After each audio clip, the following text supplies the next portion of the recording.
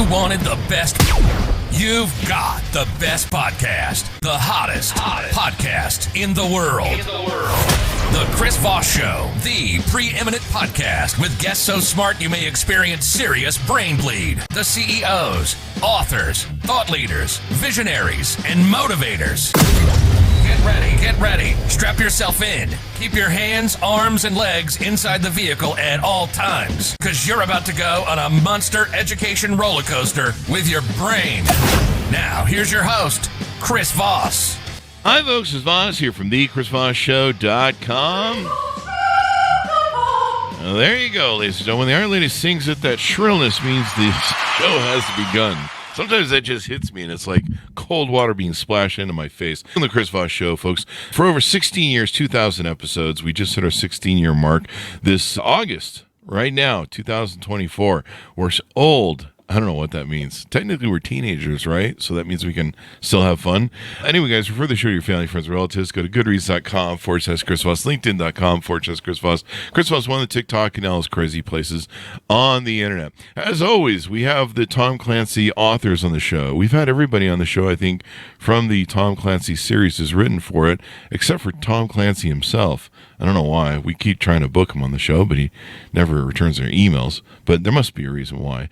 But instead, we have returning guest MP Woodward, who's been on before, for the latest installment in the Tom Clancy Jack Ryan Jr. series. And the book is called Tom Clancy, Shadow State, a Jack Ryan Jr. novel, out August 20th, 2024. There you go. So new book is out. In fact, I think we just had him on the show 3 or 4 months ago or so to talk about his other offerings, and of course the Tom Clancy book, I think that was coming out at the time. I forget. There's just so many of them. I just can't keep up. MP Woodward is a veteran of both the U.S. intelligence ops and the entertainment industry. He was a naval intelligence officer with the U.S. Pacific Command. He scripted scenario moves and counter moves for the U.S. war game exercises in the Middle East. In multiple deployments to the Persian Gulf and Far East, he worked alongside U.S. Special Forces, CIA, and NSA. After leaving the Navy, he ran international distributing marketing for Amazon Prime Video. There you go. And you can blame him for those commercials they're adding now. No, he probably left before that. Anyway, he's a full-time writer based in Washington State. How are you, Mr. Woodward? Great. And yeah, those ads weren't my idea. Don't blame him. That was after he left. So yeah. There you go. Yeah, I love the idea. What ads on, I remember when they first came out with wire cutting, it's, hey, you don't have to have cable anymore in those stupid ads. And you're like, sign me up. And now they're like, hey, have some ads, eh? Yeah. Yes. You got to pay extra not to have as many ads. So anyway, so Mr. Woodward, give us your .coms. Where can people find you on the interwebs? I am at mpwoodward.com and mp_Woodward on Facebook. There you go. And I think we had you on for Dead Drop, your other book series. Dead Drop, which is right here. That one just actually comes out August 20th as well in paperback. Yeah. Oh, there you go. You go. You're doing the double standard, you're doing the double plug. You know what? Since we're on video, I will hold up. There you go. There you go. August 20th. Paperback, hardback. There you go. So pick up his other works as well. Now, give us a 30,000 overview. What's in the new Tom Clancy Shadow State book? In the Tom Clancy universe, as you mentioned, there are really 2 strains. There's the Tom Clancy Senior books, which is about Jack Ryan, who is the President of the United States. And then there are the Jack Ryan Jr. books. And Junior is part of an organization called The Campus that's run by John Clark. And the campus does the stuff that we want to be deniable and off the books and can't be funded. And it's really self-funded by a private equity company called Henley Associates. Mm-hmm. And so there's white side operations, that would be the private equity business, and black side operations. Mm-hmm. And when this book opens, Henley Associates is busy buying a rare earth mining company in Vietnam. And Jack is really leading the investment. However, once he's there, he more or less stumbles upon a Chinese industrial espionage effort where they're trying to embed themselves in this mining concern and that will have deep national security implications for the country and especially for his father. Ah, there you go. Much ado and more about everything. What was it like writing for this series this time? It was, I think there have been about 20 books put out under the Clancy name, and over the last 10 years is really where this split happened between the senior and the junior books. So first off, I know the other authors fairly well. Don Bentley, who I think you've had on the show before, I was doing the junior series before me. He went off to do the Vince Flynn, Mitch Rapp Legacy series, and that created this opportunity. But I met with Don several times, and we have the same editor at Penguin Random House, and these books are under the Putnam imprint. And so we talked about where Jack Jr. and his character should go. And I also meet with Andrews and Wilson, the two guys that write the senior books. And so these books come out in sort of a tick-tock fashion where it's senior, then junior, then senior, then junior. And we collaborate to the extent that we make sure that the universe always makes sense, right? Yeah. So that's kind of the nuts and bolts of it. There you go. We just had on Brian and Jeffrey in May, and then we had Dawn on in June, and then in June we had Andrews and Wilson for theirs, and then we just have it's crazy. Brian and Jeff, that's Andrews and Wilson, same guys. Yeah. So it's great that you guys sit down and powwow and make sure all boats sail in the same direction there. I think it's super important for fans of the series and for readers that there's continuity in that universe, that a character doesn't say, "Oh, I don't know how to do that," when it's like, "Yeah, you do. 3 books ago, that's exactly what you did," right? So I think we all take that job very seriously, as we should. There you go. So tell us a little bit about how you grew up and how you started writing for yourself. When did you know you were a writer, all that sort of stuff? I was inspired at a young age. I loved fiction as a young age, and I don't know why, my brain chemistry beats me, but I really liked historical fiction, and I liked U.S. history and military history, and read a lot of that kind of stuff. That got me very interested in in writing and in the Navy in particular. And so as a young naval officer, I attempted to write a couple of books a couple of different ways. Didn't always work out because I didn't know what I was doing yet, and then got swept into industry and got really, really busy. And then COVID came around and I had more time on my hands, and I returned to it, being a little smarter after spending some time with Prime Video about how stories are told, and then just had matured enough, I think, to be able to do it.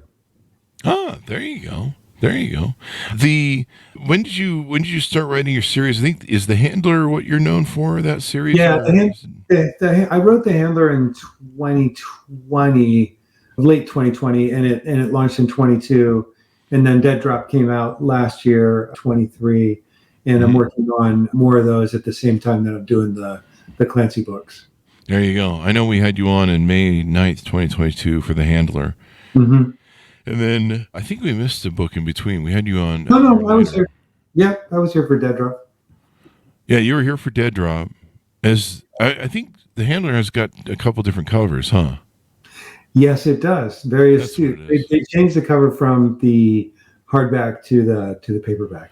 There you go. That's why it looks different to me than what I had, because I was like, maybe I missed one, because some of you guys, every 3 months you guys are pumping. So there you go. What did you find most interesting about writing for this version? Was there any sort of changes or maybe updates or add-ins that you did that, let's twist it a little bit and see if we can change the formula a little bit? Yeah, absolutely. I wanted to, so Jack Ryan Jr.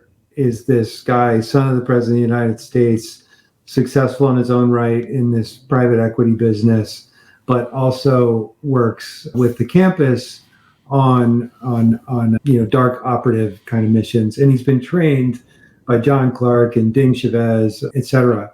But because the earlier books, he was younger, he was maybe a little cockier and a little more impetuous, and occasionally displayed judgment that that was a little bit on the ready, fire, aim side of things. And one of the things I wanted to do was to challenge him with having to balance multiple responsibilities and make bigger decisions where there are larger things at play.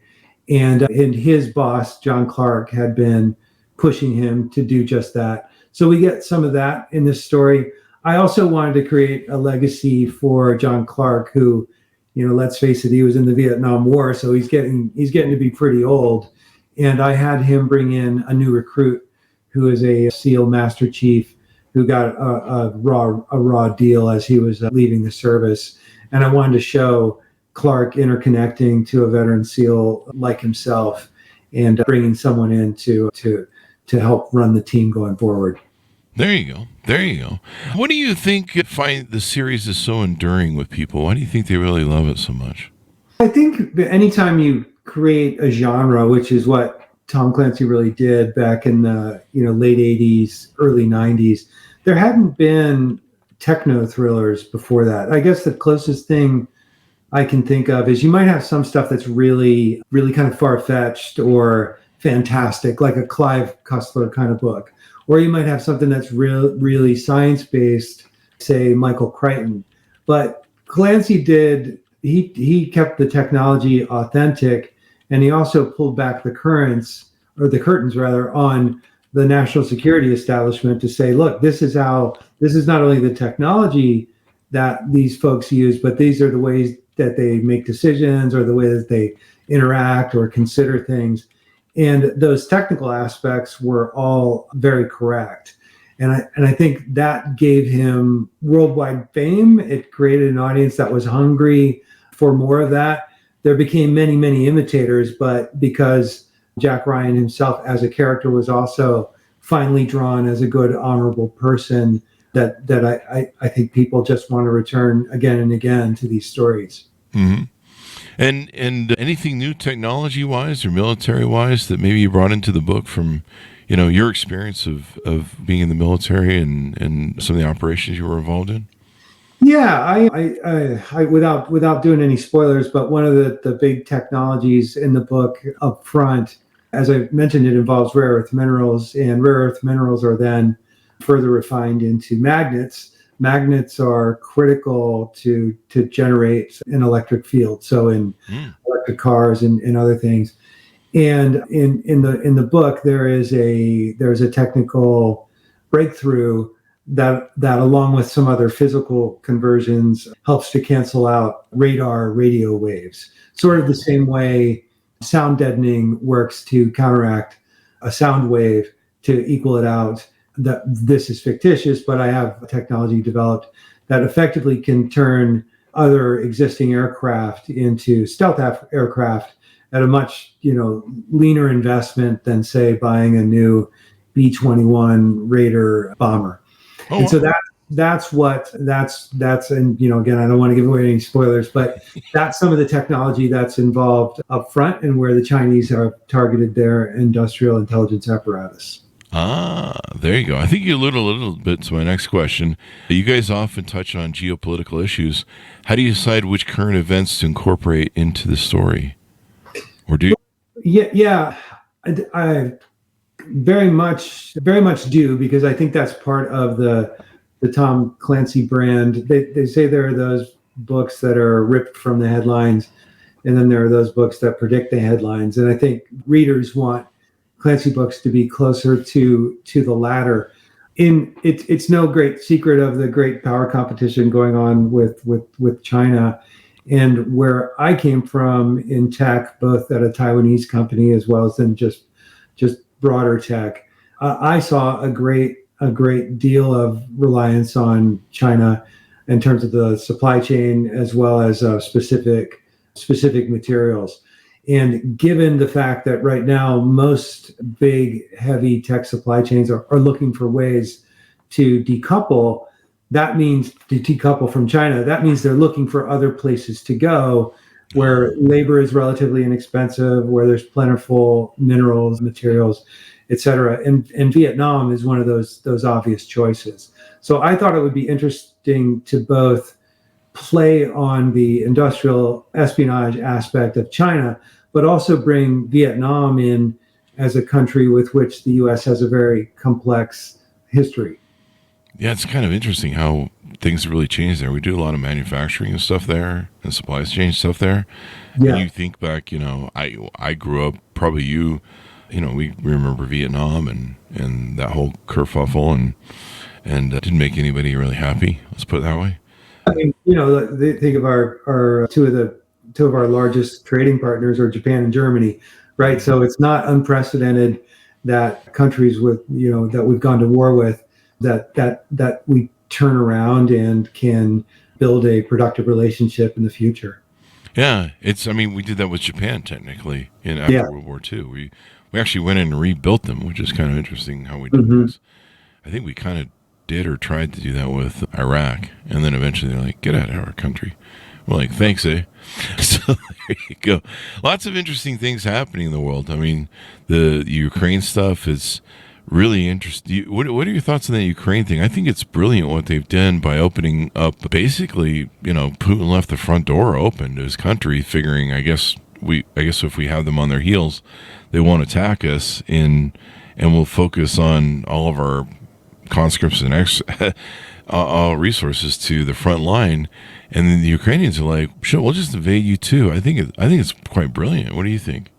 Yeah, I think that it's a strategic calculation on Ukraine's part, because here they're pushing into the Kursk region, which makes Putin look really, really bad, right? It's a political liability to him, which I think that is the strategic calculation. Because from a military perspective, the challenge they're going to have is that the further they push in, the easier it is to cut them off, and what looked like a very swift victory becomes an unsustainable one. But they know that too, so hopefully they've got good plans to maintain their gains and cause some pain for the Russians. Yeah, evidently the soldiers and the military that the Russians sending to them, the Ukrainians are seeing it coming. It's extraordinary to see the drone war. Like, I'm just enthralled with watching the drones in Ukraine, kill Russians. Just these little freaking drones dropping grenades and shit. Multi-million-dollar equipment. And I think the interesting thing about that is that on the one hand, it's low tech. On the other hand, it's high tech. And what I mean is, on the low tech side, these are electrical components that they're buying wherever, right? And putting together and saying let's go get them. On the high tech side, though, we've never had ready access to bandwidth that's available throughout the world via Starlink. And so all of a sudden you have the low Earth orbit satellites circling the globe like a ball of yarn and providing high bandwidth to these drones that really need it, right? Need to stay connected the entire time. And I think that is something that a theme that I wanted to play with a little bit in this Clancy book, Shadow State, about the way that private industry and future conflicts and the interests of nations are all a little bit intertwined, because so much innovation is happening on the private side that is instantly applicable to defense. Yeah, it's just crazy to freaking watch, and everything else. So how do you make sure that you keep the pressure of meeting fans' expectations, and of course, making sure you stay within the lines they expect? How hard is that to do, given the popularity of Tom Clancy's books? Well, we'll see how well I did. I certainly tried very, very hard. As somebody else said to me, "Oh, they're just waiting for you to put the wrong scope on the rifle." I think that. So let me say that I took it and do take it very, very seriously and work really hard to get that stuff right. The positive side is that, unlike when the original Tom Clancy books were written, information is readily at our fingertips, where we can verify that, yep, that is the right scope to go on the right rifle, et cetera. So there's the real world technical aspect, and then there's the continuity aspect to make sure that you're staying current with Tom Clancy characters. On the real world side, there's both the internet can pull up all these things, but I also have a good network of guys, ex-soldiers. A guy on this book that helped me quite a bit was a sergeant major in Delta Force. And, guys like that know it, and a quick text message can fix you up. On the continuity side, as I mentioned, I talked to Don and the other authors. I reread the old books. And there are also a number of fan wikis out there that you can go and chat. Oh, really? Yeah. Oh, yeah. There's a whole Ryan verse that exists out there. Wow, that is crazy. I've seen them do that with Star Wars. Like I saw a picture of the Millennium Falcon. Someone had designed the interior or something, and evidently there's no bathrooms they could find on the Millennium Falcon. I'm like, that's kind of weird. You just It's pee in like space. a port somewhere that was Just a space, I guess. port Yeah. in space. You just pull off on the side of the road like your family used to do when you're driving those long distances. But actually, Star Wars is a pretty good example. I mean, the Clancy verse isn't quite as extensive as Star Wars, but my son was, he did all the Star Wars Legos. Like he knew the entire lexicon, etc., and he read probably 20 Star Wars books that were written by authors who picked up this world and said, okay, here's the story that fits within the rules. That is wild. That is wild. So what's the future for the books? Are you signed up for a certain amount of run? And then what's the future for the Clancy universe? We do multiple book contracts at a time. So yeah, I'm signed up to be doing these for a while and looking forward to that. And I think what you'll see is the continued expansion of the junior line as the next generation of characters, and you'll continue to see the broader military fiction in the senior line. There you go. There you go. People will love the series and they love your writing, so they're going to keep coming back. What's on the handler front? Anything over there on your work there? Yes, I'm finishing up a third one and hope to be back here next year. Please come back to talk about that. Yeah. Yeah. We'd love to have you talk about it and keep the series going. So thank you very much, Mr. Woodward, for coming on the show. We really appreciate it. Give us your .com so people can find you on the interwebs. Yeah, it's mpwoodward.com. There you go. Well, thanks for everyone for tuning in. Thanks to Manas for being here. As always, go to goodreads.com, /Chris Voss, linkedin.com, /Chris Voss, Chris Voss 1, the TikTokity, and all those crazy places on the internet. Be good to each other. Stay safe. We'll see you guys next time. And that's